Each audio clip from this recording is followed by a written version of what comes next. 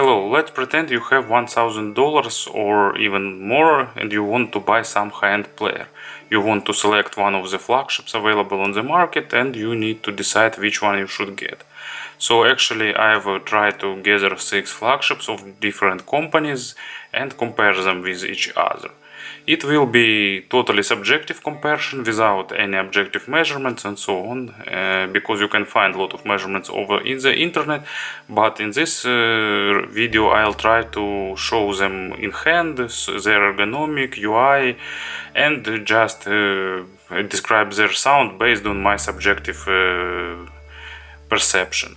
Actually, in this price range, all players I think are great, but it's a matter of taste which one you should decide, because their representation differs pretty a lot. So it's a matter of taste and your usage style and so on. So let's start.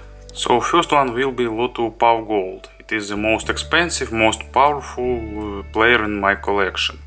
It is a very interesting device made by Chinese company Infomedia that is well known for their high-end recorders, and they've made this statement player and they really succeed on high-end market. So I will use FioX7 to compare sizes as some reference point. So if we compare the sizes, we can see that FioX7 is longer. It's also a bit wider, but actually Lotto is thicker and it's heavier. Case of this player made of magnesium alloy and it's offering really interesting design. So it's not big in the frontal projection, but it's pretty bulky in the width. So it is a player that doesn't feature sensor display. It's all about buttons. So for those who prefer control via buttons, it is a good finding. There is USB 3.0 port for access to internal memory, no digital to analog converter function. For charging you will need this special charger because it charges using 12 volts. It is the only player that uses full-size SD cards, which are a bit less expensive than micro SD, and it features 2 gold elements in design. So this is volume encoder, which is pretty nice with smooth rotation and allows you to change volume in a nice range, and this 5 directional D-pad, which you can use for navigation and so on. On the top there is phone out and line out, switch of the low and high gain, and hold switch. There is no coaxial output, no digital output. So interface of this player is fairly basic. There is no let me try to find some angle where it will be visible. It's almost text based, but it's really effective. This player boot up really fast. It's very reliable. It consumes all high-res files. It is the only player actually that plays everything that I have in my collection. All the high-reses, high-res DSD, high-res WavePack, APE files with high compression and so on. Interesting feature of this player, it is its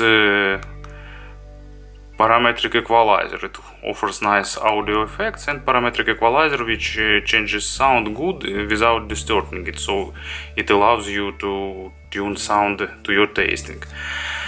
Also, it is a really powerful player. It can drive almost any full-size headphones. There is a special version for the high-end Abyss headphones that can drive them. It's really good with full-size cans. It's really powerful, but with some sensitive IM that's also pretty okay. It has some hiss, but not that much as you can expect from such a powerful device. So sonically, it is a really mature player with great resolution, with nice impact, and it's a bit highlight low frequencies and treble. It has a bit aggressive representation that suits nicely to heavy metal, some jazz styles, hard rock and other styles like that. Nice resolving mids, lively, with big imaginary sound stage, pretty big, pretty wide, so it's a bit colored sound, but actually this player does its job really well. It's powerful and it's resolving, it's natural, and it has a pretty good, actually battery lifetime for such a powerful device. I will put a link to the detailed review of this player in the description. Actually, I will put a link to all these reviews that I've done before. If you're interested in the details, you can find it there. So if you have $2,200, it's average price of this player. Sometimes it can be found with some discount, but no, actually not that much. It is a solid device with good build, and it's perfect for aggressive styles, for a bit added emotions. If you like such representation, it's one of the kings. It's almost unbeatable. So next player is astell&kern. It is a model 320. Of course, everyone knew that flagship model from astell&kern is 380. There are different versions of this 380, but actually I've listened to all the flagship models from astell&kern. It's 240, 300, 320, this one, and 380. And actually this one I like sonically the most. I prefer it over 380 even without looking at the price. But if we took price into attention, this has much better price to sound quality ratio to my ears. To my ears, 380 is much more colored. It has more this astell&kern coloration, and this one is closer to neutrality. So actually this one has good balance between colored and natural sound. So for me, this is the best player in the astell&kern lineup. As I said before, it's my subjective opinion. This player uses sensor screen. Actually, as you can see, it's built interestingly. It's asymmetrical design, typical for astell&kern. It's pretty interesting. Stylish premium materials, interesting back panel, volume rotator, playback controls button. Here is micro USB slot and connectors for connecting it to dock and to amplifier. This one supports USB digital to analog converter function. There is micro SD slot. Here is on-off button and single-ended and balanced output. Actually, astell&kern's standard for balanced output now is clearly winner. Player uses, as far as I know, Android operation system, but it uses customly built launcher, and there is not so much left from the Android. Actually, it's nice, robust firmware for the player, having all the necessary features, pretty reliable with good controls. Actually, you can access all the necessary features very quickly. It has support for different streaming services like Tidal and so on. So actually, as you can see, it asking me to connect the charger, but we'll do it later. So nice, comfortable, very well thought organization of files without any issues. Play almost everything, but not as good as Bluetooth PAV Gold. There are some problems with high compression apes and so on. So sonically it has this astell&kern coloration. It's interesting mid frequencies. They are, I can call it fluid and sparkling. So it's a bit smooth, but it outlines the separate notes, giving interesting effect. So it sounds musical, and meanwhile it sounds pretty detailed. So there is a bit smoothness, but it's not distorting sound, because you can hear all the tiny nuances, all the tiny notes and everything like that. Bass is pretty good, it's fast, it's pretty strong, but it's not as powerful as in Bluetooth PAV Gold, for example. So it's not the hardest hitting player, but it's musical, it's normal bass for all these normal styles, which doesn't require added aggression, because it's pretty natural in terms of emotions.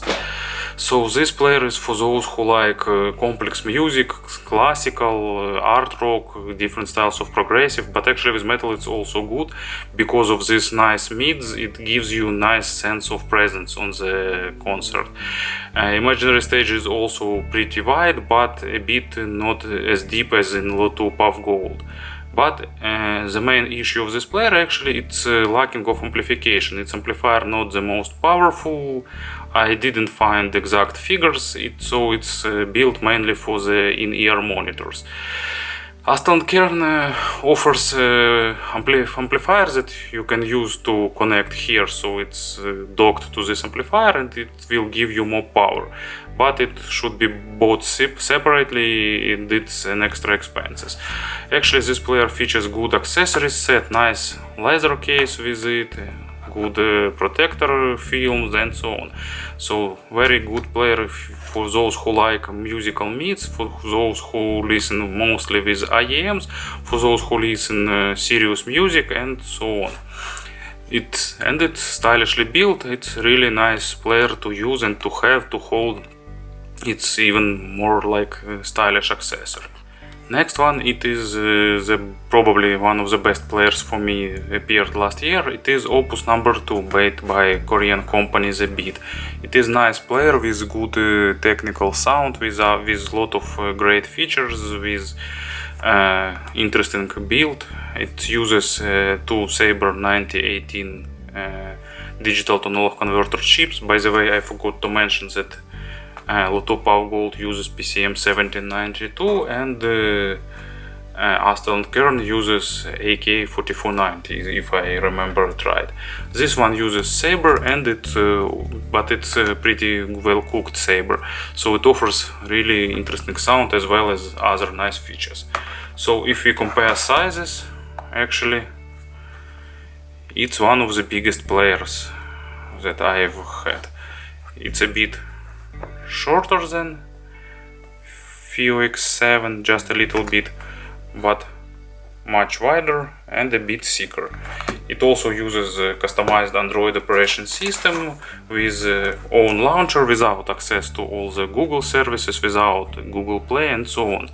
It has Wi-Fi, Bluetooth, as well as astell&kern.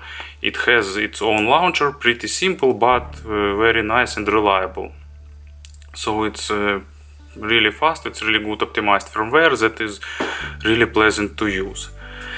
So here is micro SD slot, micro USB connector, there is a digital to analog converter function supported, 3 playback control buttons here, screen on off button and headphone single end and balanced headphone output. Volume is regulated via this rotator. It has nice click but rotated pretty smoothly, so it can be controlled easily. So pretty good player. Actually it's wide, but it fit anyway in my hand. Actually it's lacking a bit of functionality. It's not working with some streaming services. It doesn't allow installation of those. So actually I don't know why it needs Wi-Fi for now, but probably just for firmware update. But I think it will add some function. The Beat will add more functionality because they support releasing firmware for this for their devices. So sonically it's very technical device with great resolution, with nice natural bass, just a bit hint of an energy.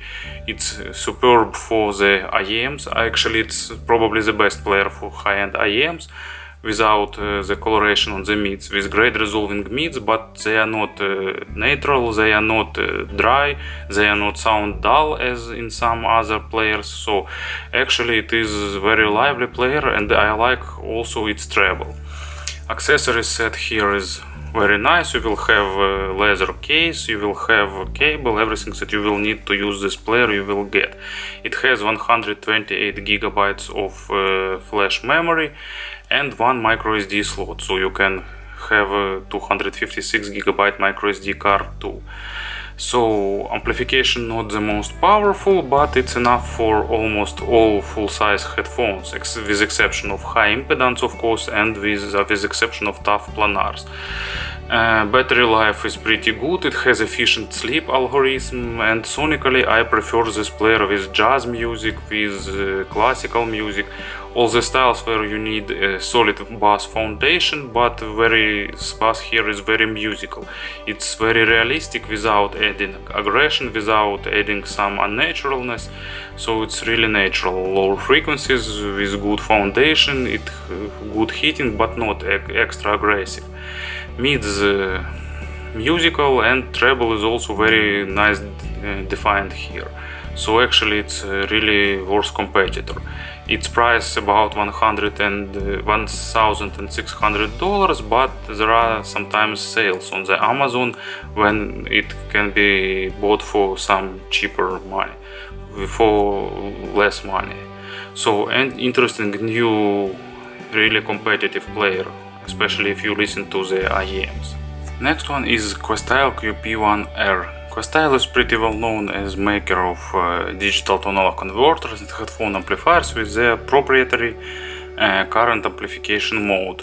This player is also features this amplification mode, and it was a really interesting player when it was released. Its price is $1,000 sharply, and it's a pretty unusual player. So as you can see, it features nice design. It's built on the Foxconn factory, the same that built iPhones.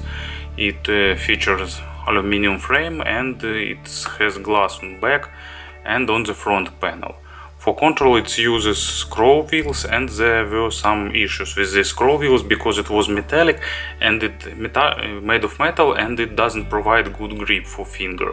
Finger was sliding actually on this wheel. Luckily Questile released silicone stickers that you can apply to your scroll wheel, to the scroll wheel of your player, and you can actually get nice grip, and it's resolving all issues with control. Also it has built-in vibro, it has some haptic feedback that you can turn off, and it has 4 control buttons, since they are sensor ones located here. Actually control schema reminds FiOS schema. There is here is volume control, pretty nice, with good click and nice regulation. Here is headphones and line output, on-off button which is used for turning screen off, 2 micro SD slots so you can have more memory here, micro USB for charging, and for access to digital to analog converter function, because they've built it into recent versions of firmware. Player fit in hand pretty nicely, so as you can see it's also pretty big, but actually thin, so it's very comfortable in use. So compare size, if we compare size, it's shorter than FiO X7, about the same width, and thinner, so it's the smallest player in this review. And it's actually the lightest.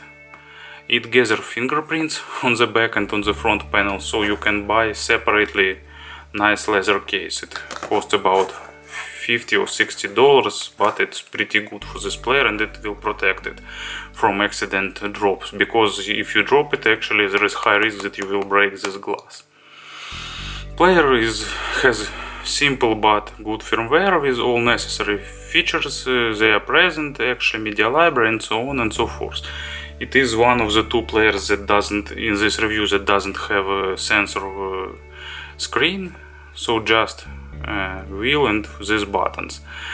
Sonically it is really natural player with fast sounding, with fast attacks, fast decays, so it's a bit dry, but it's really technical for those who like to hear all the small details, small nuances and so on. Thanks to this current mode amplification, it behaves good with complex load. Of course it can't drive, as usual, it can drive power-hungry planars or high-impedance headphones, but full-size cans it drive pretty efficiently. It has 3 positional gain control, so you can use it with sensitive IEMs with absolutely almost no sound. This player, with almost no noise, so this player is really quiet, so it's good for the IEMs. It's good for those who like small nuances, small details. Bass is a bit dry, it's a bit it sounds a bit like imbalanced armatures with fast decays, so sometimes it's lacking some mass, some body, but actually it's good textured and good separated into layers. Imaginary soundstage is very deep with good layer separation, and it's almost widest. so it's good in imaging. It offers almost three-dimensional stage. Mids are neutral. They can be a bit dull if the record, if actually quality of your tracks is bad. But if track recorded good, it will offer all these nuances, all that emotion that is put into track. It just don't add anything from itself. Treble is also well defined with with a little bit faster decays that I'd prefer, so they can be sound a bit harsh sometimes, but really rare with some headphones. So this player for those who like technical styles, fast brutal metal for example, if you like the representation where all instruments are perfectly separated and perfectly layered, good for orchestral classic, for complex jazz, for audiophile recordings. So it's player for those who like all these tiny details, all the smallest nuances. So it also offers good work time, and it has efficient power management, because it lied in my shelf for about half a year, and as you can see it's pretty well charged still. So battery here is really nice. iBasso DX200. It cost about $900, its retail price, and it's the most recently released player in this review. So iBasso dedicates this player to their 10 years anniversary, and they've built really worth successor of their famous model DX100. So this player features a lot of great interesting features. It has 8-core processor, 2 GB of RAM, Android 6 based firmware, dual 9028 Sabre chips as digital to analog converter, replaceable amplification module, and it's really big sensor screen. And actually it's really curious that iBasso actually wants only $900 for this player. Actually they could ask more for this DAB, I think. Of course I'd like to see more fancy design. iBasso offered these two different kinds of design, but they've chosen the strict one. It has 64 GB of built-in memory, one micro SD slot. Here is USB Type-C to access internal memory and the digital to analog converter function. SPDIF out that can work as coaxial and optical one. This is power button, volume rotator. Actually it has smooth rotation with nicely felt clicks, but really nice and interesting feel when you rotate it.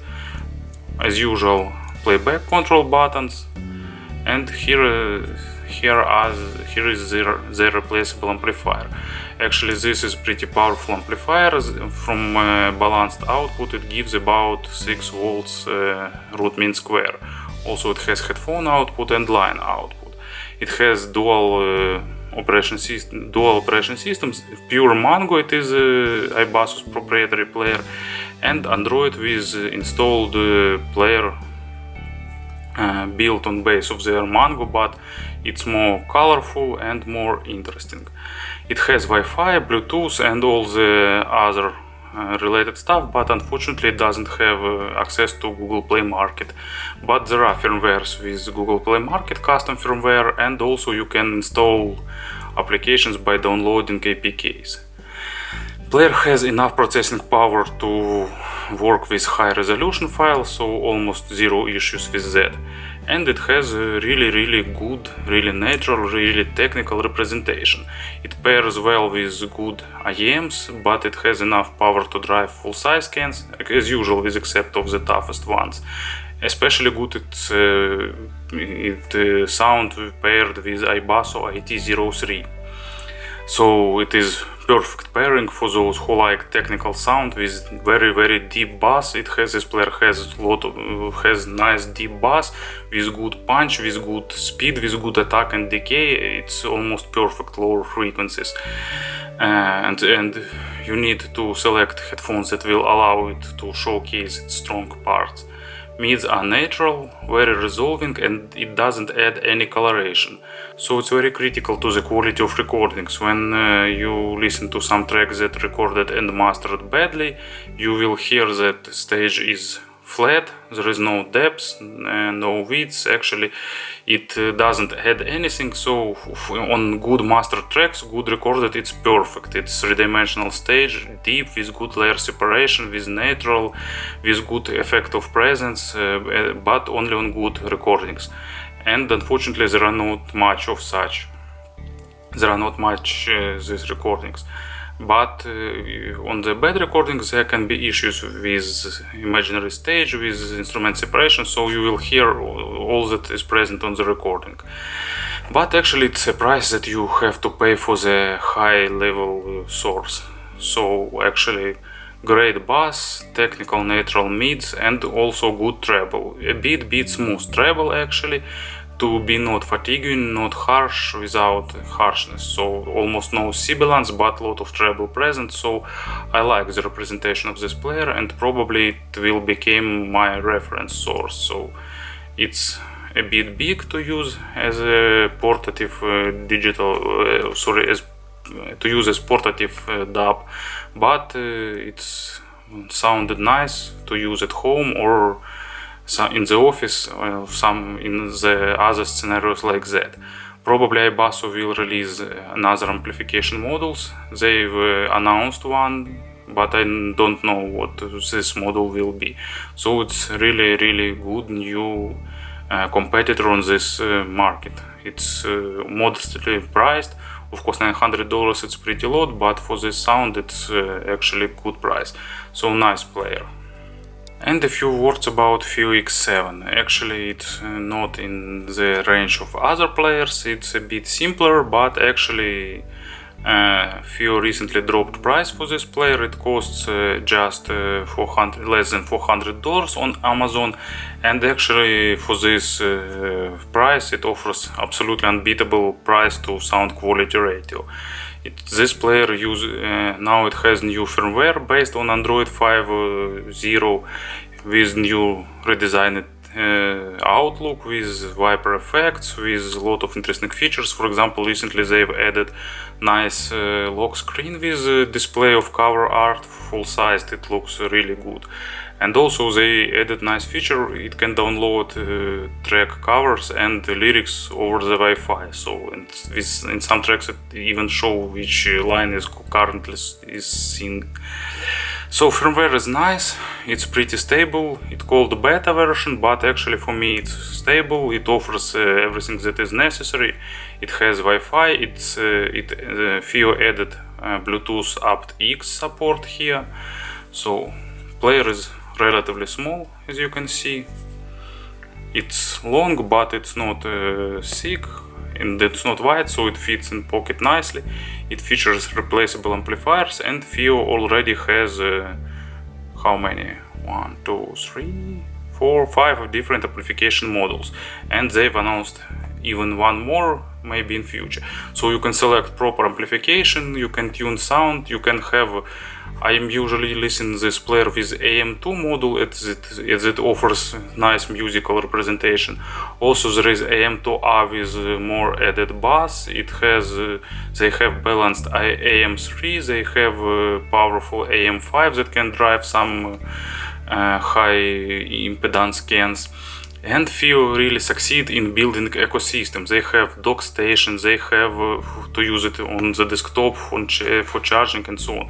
They have pretty good desktop amplifier with dock station K5, where you can attach this player. They have 2 different cases which are very nice. They have Bluetooth remote control, they have stacking kits. So almost everything that you can imagine for this player they have. Actually, I think that X7 second generation is really not that far away from us, because these huge discounts on Amazon shows that FIO tries to clear the warehouses before releasing new model. So actually it is a nice chance to grab this player, and it offers pretty good sound. I like it with AM2 amplifier, as I've said before. It's not noisy, it's good with sensitive IMs, it's good with middle sensitive full size cans. It offers nice sound. It's not as fast as resolving as, for example, iBasso, but it's also pretty fast, pretty resolving with a bit smooth bass, so it's musical representation. Or if you prefer natural sound, you can select AM3 and AM5, which sound colder with more resolution. But AM2 is a bit smoother with hint of warmth, actually, that this player is missing. And it's perfect with high-end IEMs, for example. It's really nice. So it's pretty high-end price, really worth flagship models, but in more affordable package. So I will put a link to my review and to my video dedicated to FIO-X7. Actually interesting model to consider. Of course not as superb as other ones, but anyway interesting. So let's summarize all that I've said before. I will now highlight some pros and cons of these players. Actually I think not all of them, but all that I will remember. Loto Puff Gold. Actually it's big, it's powerful, with good battery lifetime, so it's pros. It's mature sound with great resolution and with highlighted emotions for those who like emotional representation. It has enough driving power for almost any full-size cans. It has a good parametric equalizer and simple, nice, robust interface. Its cons: it's big, it's bulky, it's very expensive, so it is probably one of the leaders. Astell&kern 320. So its pros: stylish build, good interface, nice stable firmware, a lot of connectivity features, wireless connectivity, really good sound with interesting musical mids, perfect choice for those who like colored live sound. Its cons: its price and probably lacking of the power, lacking of driving power. It's not really powerful, so you have to buy external amplifier if you need to drive full-size cans.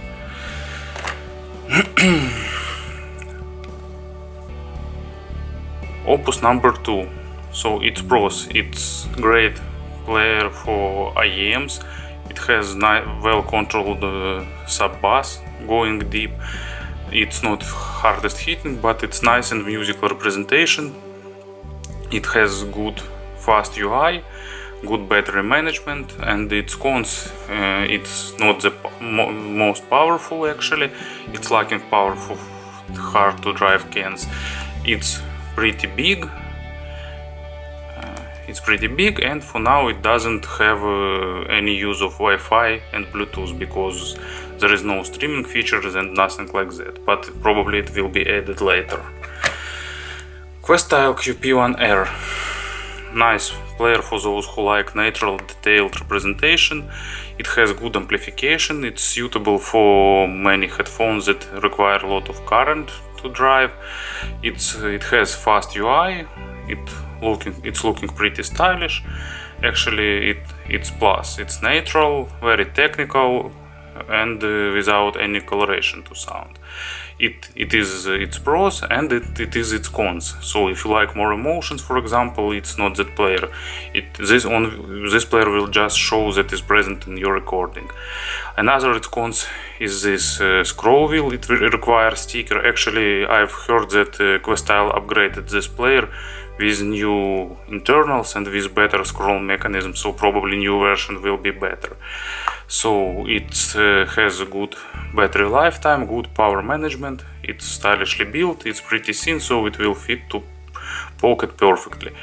Its pros: its cons: it can be sometimes emotionless, it's lacking some advanced features like Wi-Fi, Bluetooth and other things, and its controls are relatively simple for this price range. iBasso DX200. It is new player by iBasso with great potential, with replaceable amplifiers, with Android OS, so it can be upgraded. I think it will receive a lot of interesting features in future. iBasso will release different amplifiers with another sound, so it has great potential. Its pros: good mature sound with great resolution, natural also, but making a step forward compared to QP1R. It's not expensive for this level of sound. It's only $900 and even less. So it's fast, with good amplification, with good driving power, and not colored, with good deep bass, with good hits and so on. Paired with nice earphones, it actually sounds superb.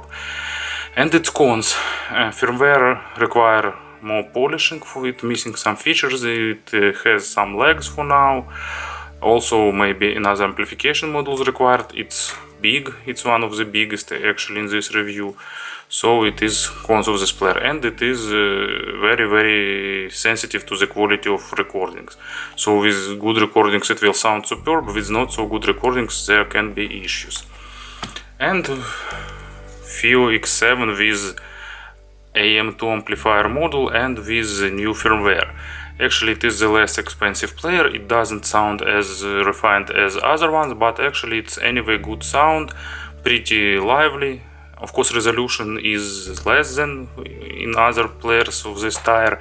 Also, there are some coloration on the upper frequencies, but actually lively mids, good bass, so lot of amplification modules, lot of accessories, affordable price, new fresh OS with lot of interesting features, aptX support and so on and so forth. So actually, of course, it's not a superb flagship as other ones, but actually really good players, so you can grab one for this price with ease. So here is comparison of these 6 high-end players. As I've said before, it's very subjective, so you have to listen them anyway yourself to decide which one you should select. So thank you for attention, and let's meet again with some other interesting reviews. Have a nice day.